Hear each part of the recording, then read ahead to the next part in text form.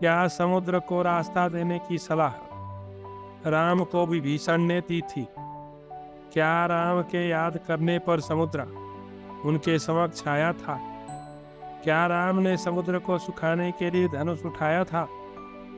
क्या अंगद ने अपने पैर को रावण के दरबार में रोपा था?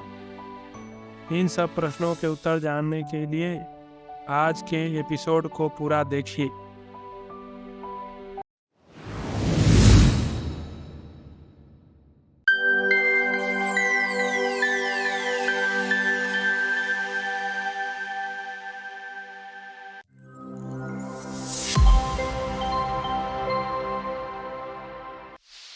वानर सेना का संगठन, सेतु का निर्माण, विभीषण का अभिषेक और लंका की सीमा में सेना का प्रवेश तथा अंगद को रावण के पास दूत बनाकर भेजना।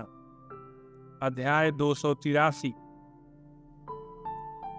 मार्कंडेय जी कहते हैं, प्रिय युधिष्ठिर, तदनंतर सुग्रीव की आज्ञा के अनुसार बड़े बड़े वानर वीर माल्यवान पर्वत पर लक्ष्मण आदि के साथ बैठे हुए भगवान श्री राम के पास पहुंचने लगे।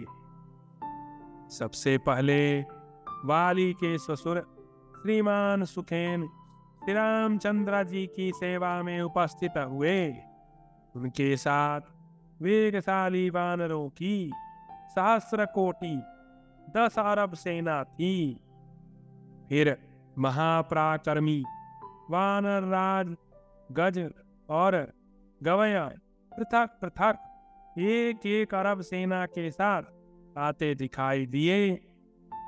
महाराज गोलांगुल लंगूर जाति का वानर गवाक्ष, जो देखने में बड़ा भयंकर था, 60 सहस्र कोटि 6 अरब 6 खरब वानर सेना साथ लिए दृष्टिगोचर हुआ। गंधमादन पर्वत पर रहने वाला गंधमादन नाम से विख्यात वानर वानरों की 10 खरब सेना साथ लेकर आया। प्रिय युधिष्ठिर, पनस नामक बुद्धिमान तथा महाबली वानर 57 करोड़ सेना लेकर साथ आया। वानरों में वृद्ध तथा अत्यंत पराक्रमी श्रीमान दधिमुख भयंकर तेज से संपन्न वानरों की विशाल सेना साथ लेकर आए।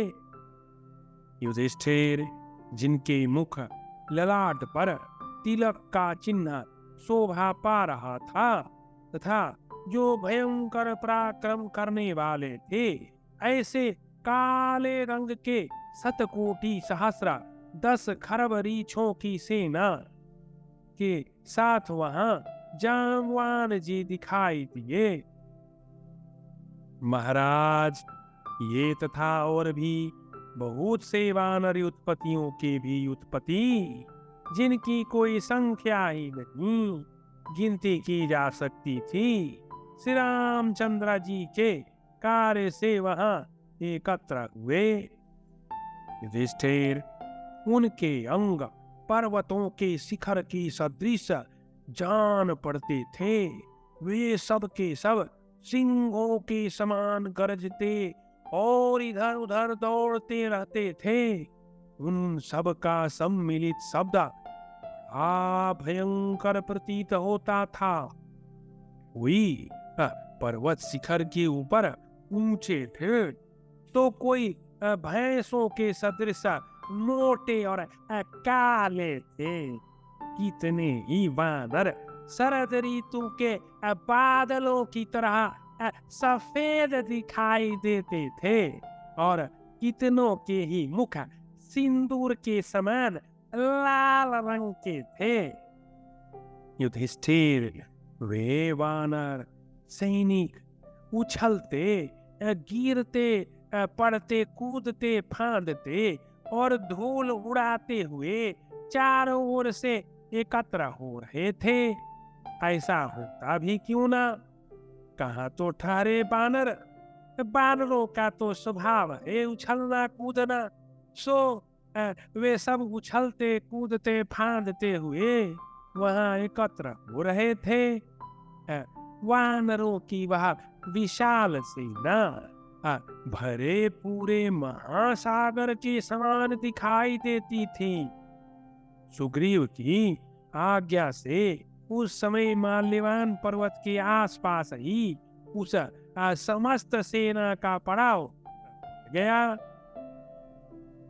युधिष्ठिर तदनंतर उन समस्त श्रेष्ठ वानरों के सब ओर से एकत्र हो जाने पर सुग्रीव सहित भगवान श्री राम ने एक दिन शुभ तिथि उत्तम नक्षत्र और शुभ मुहूर्त में युद्ध के लिए प्रस्थान किया।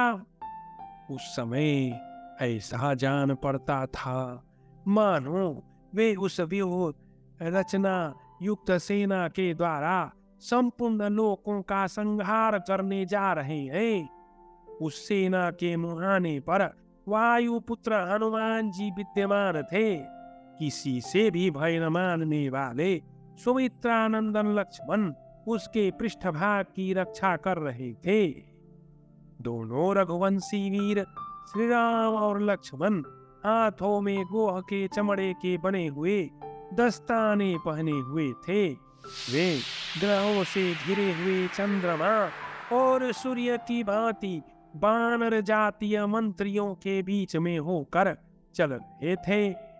युधिष्ठिर श्री रामचंद्र जी के सम्मुख साल ताल और शिला रूपी आयुध लिए वे समस्त वानर सैनिक सूर्योदय के समय पके हुए धान के विशाल खेतों के समान जान पड़ते थे। नर नील अंगद क्रात मैंद तथा द्विविद के द्वारा सुरक्षित हुई वह विशाल वानर सेना श्री रामचंद्र जी का कार्य सिद्ध करने के लिए आगे बढ़ती ही चली जा रही थी। युधिष्ठिर जहाँ फल मूल की बहुतायत होती, मधु और कंदमूल प्रचुर मात्रा में उपलब्ध होते तथा जल की अधिक सुविधा होती, ऐसे कल्याणकारी और उत्तम विविध पर्वतीय शिखरों पर डेरा डालती हुई वह वानर सेना बिना किसी विघ्न बाधा के खारी पाने वाले समुद्र के निकट जा पहुंची। असंख्य ध्वजा पताकाओं से सुशोभित वह विशाल वाहिनी दूसरे महासागर के समान जान पड़ती थी। सागर भी उसके सामने लजा रहा था। सागर के तटवर्ती वन में पहुंचकर उसने अपना पड़ाव डाला। तत्पश्चात मुख्य मुख्य वानरों के बीच में बैठे हुए दशरथ नंदन भगवान श्री राम ने सुग्रीव से यह समयोचित बात कही। भगवान श्री राम बोले, मित्रों, हमारी यह सेना बहुत बड़ी है और सामने अत्यंत दुस्तर महासागर लहरें ले रहा है। ऐसी दशा में आप लोग समुद्र के पार जाने के लिए कौन सा उपाय ठीक समझते हैं? युधिष्ठिर तब वहां बहुत से दूसरे दूसरे वानर जो बड़े अभिमानी थे कहने लगे, हम तो समुद्र को लांघ जाने में समर्थ हैं, परंतु सब नहीं लांघ सकते। कुछ वानर बड़ी बड़ी नावों के द्वारा समुद्र के पार जाने का निश्चय प्रकट करने लगे। कुछ ने नाव की डोंगी आदि विविध साधनों द्वारा पार जाने की बात बताई, परंतु श्री रामचंद्र जी ने उन सब की सलाह मानने से इनकार कर दिया और सबको सांत्वना देते हुए भगवान श्री रामचंद्र ने पुनः कहा। भगवान श्री राम बोले, वीरों, सभी वानरों में इतनी शक्ति नहीं है कि वे 100 योजन विस्तृत समुद्र को लांघ सकें। कहा, तुम लोग का यह निर्णय सर्वमान्य सिद्धांत के रूप में ग्राह्य नहीं। इतनी बड़ी सेना को पार उतारने के लिए हम लोगों के पास अधिक नौकाएं भी नहीं है। यदि कहें व्यापारियों के जहाजों से काम लिया जाए तो मेरे जैसा पुरुष अपने स्वार्थ के लिए व्यापारियों के व्यवसाय को हानि कैसे पहुंचा सकता है। इसके सिवा नौका आदि से यात्रा करने पर हमारी सेना चिटपुट होकर बहुत दूर फैल जाएगी। उस दशा में अवसर पाकर शत्रु इसका नाश भी कर सकता है। इसलिए डोंगी और नाव आदि पर बैठकर पार उतरने की बात मुझे ठीक नहीं जान पड़ती। राम जी पुनः बोले,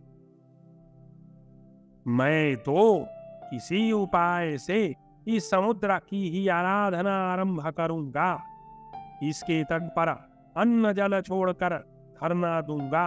इससे यह अवश्य मुझे दर्शन देगा तथा कोई ना कोई मार्ग जरूर दिखाएगा। यदि यह स्वयं प्रकट होकर कोई मार्ग न दिखाएगा तो मैं अग्नि और वायु से भी अधिक तेजस्वी तथा कभी ना चूकने वाले महान दिव्यास्त्रों द्वारा इसे जलाकर भस्म कर डालूंगा। युधिष्ठिर ऐसा कहकर लक्ष्मण सहित श्री रामचंद्र जी ने आचमन करके समुद्र के तट पर उसकी चटाई बिछाकर उस पर लेट कर विधि पूर्वक धरना दे ही दिया। तब नदों और नदियों के स्वामी श्री राम समुद्र में जल जंतुओं के साथ प्रकट होकर स्वप्न में श्री रामचंद्र जी को दर्शन दिया। वह सैकड़ों रत्न के आकारों से घिरा हुआ था। उसने कौशल्यानंदन कहकर श्री राम को संबोधित किया और मधुर वाणी में इस प्रकार कहा। समुद्र बोला, मेरे श्रेष्ठ, कहो मैं तुम्हारी क्या सहायता करूं। सगर पुत्रों से संवर्धित होने के कारण मैं भी इक्ष्वाकु कुलवंशिया तुम्हारा भाई बंधु हूं। युधिष्ठिर यह सुनकर श्री रामचंद्र जी ने उससे कहा, नंदनंदीश्वर, मैं अपनी सेना के लिए तुम्हारे द्वारा दिया हुआ मार्ग चाहता हूँ, जिससे जाकर कुलत्स कुलांगार दशमुख रावण को मार सकूं। यदि इस प्रकार याचना करने पर तुम मुझे मार्ग न दोगे तो मैं दिव्यास्त्रों से अभिमंत्रित बाणों द्वारा तुम्हें सुखा दूंगा।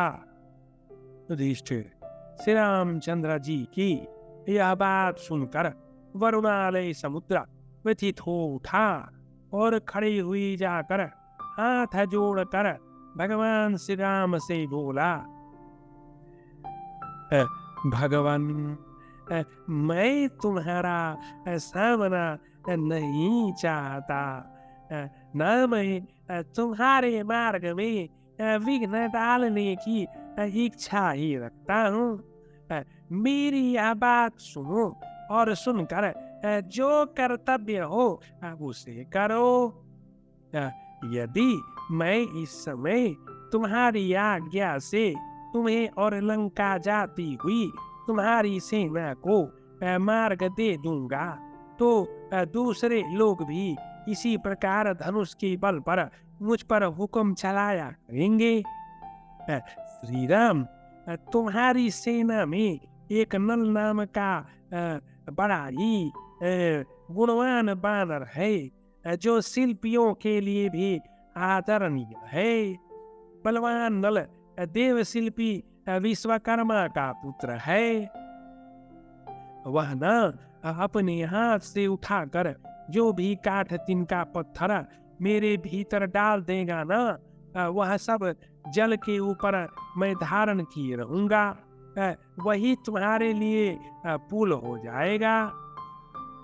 युधिष्ठिर ऐसा कहकर समुद्र अंतर ध्यान हो गया। तत्पश्चात श्री राम ने उठकर नल से कहा। श्री राम बोले, नल, तुम समुद्र पर एक पुल तैयार करो।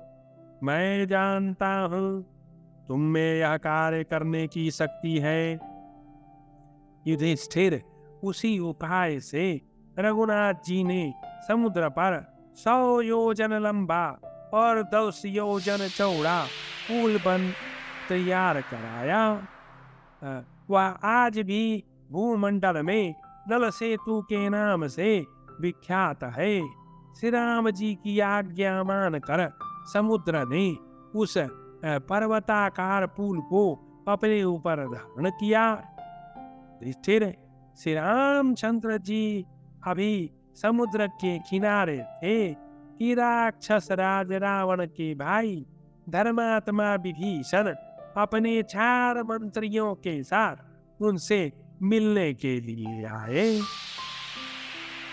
महामना श्री राम ने स्वागत पूर्वक उन्हें अपनाया। उस समय सुग्रीव के मन में यह शंका हुई कि कहीं यह शत्रु का गुप्तचर तो नहीं, परंतु श्री रामचंद्र जी ने स्वागत पूर्वक उसे अपनाया। परंतु श्री रामचंद्र जी ने उनकी चेष्टाओं, उत्तम आचरणों और मुख नेत्र आदि के संकेतों से सूचित होने वाले मनोभाव सम्यक समीक्षा करके जब अच्छी तरह संतोष प्राप्त कर लिया, तब विभीषण का बहुत आदर किया। साथ ही उन्हें समस्त राक्षसों के राज्य पर अभिषिक्त भी कर दिया और लक्ष्मण का सुहृद तथा अपना सलाहकार बना लिया। नरेश्वर, विभीषण की सलाह से श्री रामचंद्र जी ने उसी सेतु द्वारा 1 ही महीने में सेना सहित सागर को पार कर लिया। तत्पश्चात उन्होंने लंका की सीमा में पहुंचकर वानरों द्वारा वहां के बहुत से बड़े बड़े उद्यानों को छिन्न भिन्न कर दिया। उस सेना में वानरों का रूप धारण करके रावण के 2 मंत्री शुक्र और सारण गुप्तचर का काम करने के लिए घुस आए थे।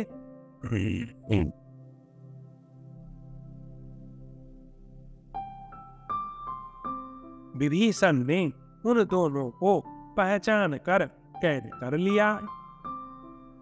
जब वे दोनों निशाचर अपने राक्षस रूप में प्रकट हुए, तब श्री राम ने उन्हें अपनी सेना का दर्शन कराकर छोड़ दिया।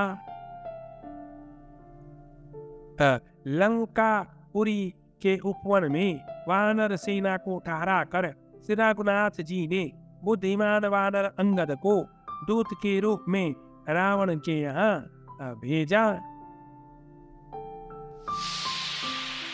अंगद का रावण के पास जाकर राम का संदेश सुनाकर लौटना तथा राक्षसों और वानरों का घोर संग्राम। मार्कंडेय जी कहते हैं, युधिष्ठिर, लंका के उस वन में अन्न और जल का बहुत सुविधा था। फल और मूल प्रचुर मात्रा में उपलब्ध थे, अतः वहीं सेना की छावनी डालकर श्री रामचंद्र जी विधि पूर्वक उसकी रक्षा करते रहे। फिर रावण लंका में शास्त्रोक्त प्रकार से बनी हुई युद्ध सामग्री, मशीन गन आदि का संग्रह करने लगा। लंका की 4 दीवारी और नगर द्वारा अत्यंत सुदृढ़ थे, अतः स्वभाव से ही वह दूरदर्शी था। किसी भी आक्रमणकारी का वहां पहुंचना बहुत कठिन था। नगर के चारों ओर गहरी खाइयां थीं, जिनमें अगाध जल भरा था और उनमें मत्स्य, मगर आदि जल जंतु निवास करते थे। इन खाइयों में सब और खैर के खूंटे गड़े हुए थे, मजबूत किवाड़ लगे थे और गोला बरसाने वाले मशीन यथास्थान लगे थे और बहुत सारे मशीन गन भी वहां पे थे। इनके सिवा वहां बहुत से श्रृंग और गोले जाम किए गए थे। इन सब कारणों से उन खाइयों को पार करना बड़ा कठिन था। युधिष्ठिर विषधर सर्पों के समूह, सैनिक, सर्ज, रस, लाह और धूल, इन सब से संयुक्त और सुरक्षित होने के कारण भी वे खाइयां दुर्गम थीं।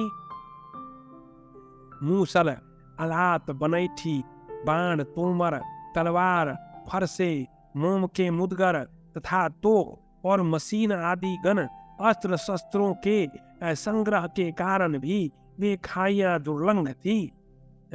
नगर के सभी दरवाजे पर छिपकर बैठने के लिए बुर्ज बने हुए थे। वे अस्थावर गुल्म कहलाते थे और घूम फिर कर रक्षा करने वाले जो सैनिक थे ना, वे नियुक्त किए गए थे।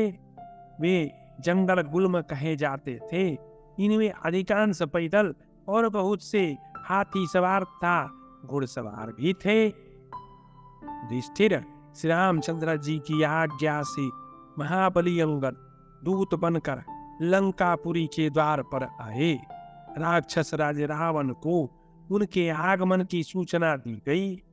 फिर अनुमति मिलने पर उन्होंने निर्भय होकर पुरी में प्रवेश किया। अनेक करोड़ राक्षसों के बीच में जाते हुए अंगद मेघों की घटा से घिरे हुए सूर्य देव के समान सुशोभित हो रहे थे।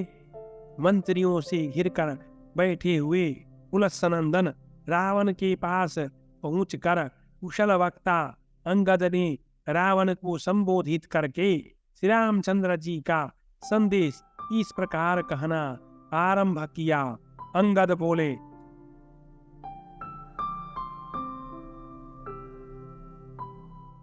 राजन, कौशन देश के राजा महायशस्वी श्री रामचंद्र जी ने तुमसे कहने के लिए जो समयोचित संदेश भेजा है उसे सुनो और तदनुसार कार्य करो। जो राजा अपनी मन को काबू में न रखकर अन्याय में तत्पर रहता है, उसका आश्रय लेकर उसके अधीन रहने वाले नगर और देश भी अनीति परायण होकर नष्ट हो जाते हैं। रावण सीता का बलपूर्वक अपहरण करके मेरा अपराध तो अकेले तो नहीं किया है, परंतु इसके कारण अन्य निर्दोष लोग भी मारे जाएंगे।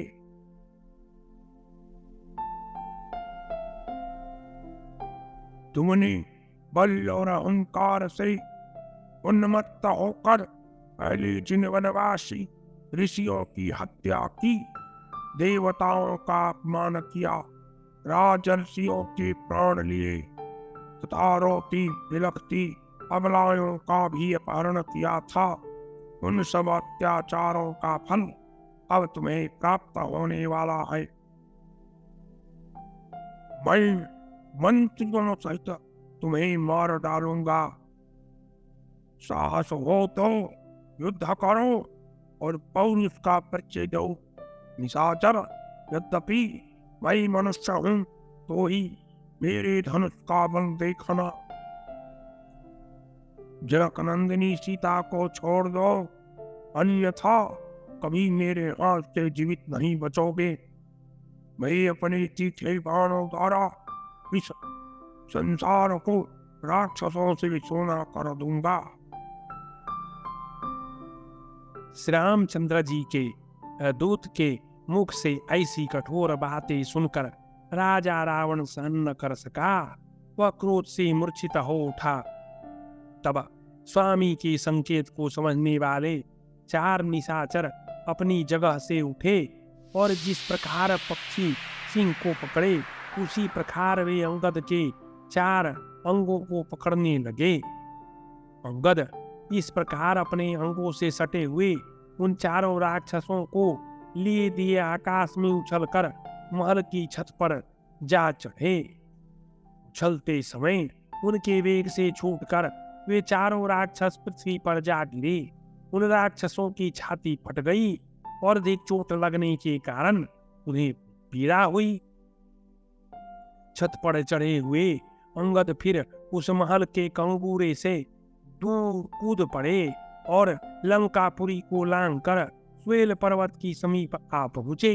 फिर कौशल नरेश श्री रामचंद्र जी से मिलकर तेजस्वी वानर अंगद ने रावण के दरबार की सारी बातें बताई। श्री रामचंद्र जी ने अंगद की बड़ी प्रशंसा की। फिर वे विश्राम करने लगे।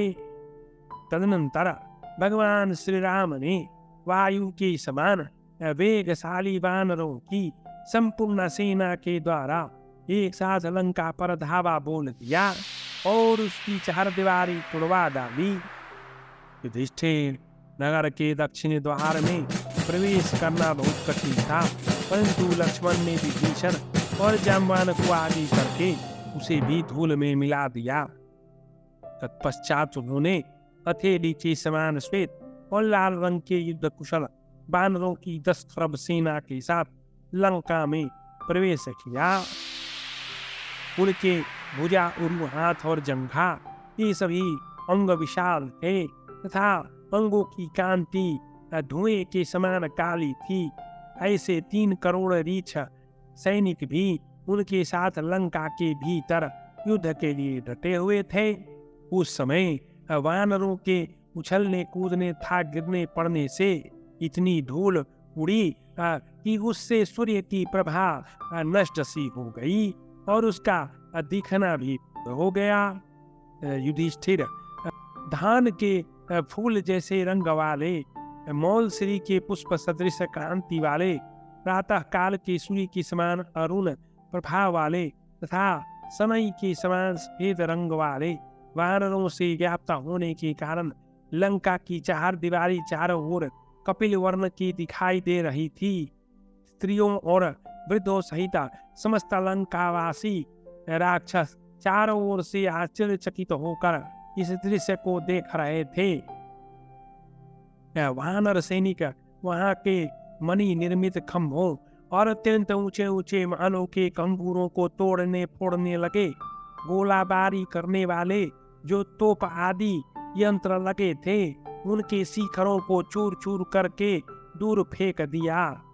पहियों वाली तोपों, श्रृंगों और गोलों को लेकर महान कोलाहल करते हुए वानर अपनी भुजाओं के वेग से उन्हें लंका में फेंकने लगे। जो कोई निशाचर चार दीवारी की रक्षा के लिए सैकड़ों की संख्या में वहां खड़े थे, वे सब वानरों द्वारा खदेड़े जाने पर भाग खड़े हुए। तदनंतर राक्षस राज रावण की आज्ञा पाकर इच्छानुसार रूप धारण करने वाले राक्षस लाख लाख की टोली बनाकर नगर से निकले। उन सब की आकृति बड़ी विकराल थी।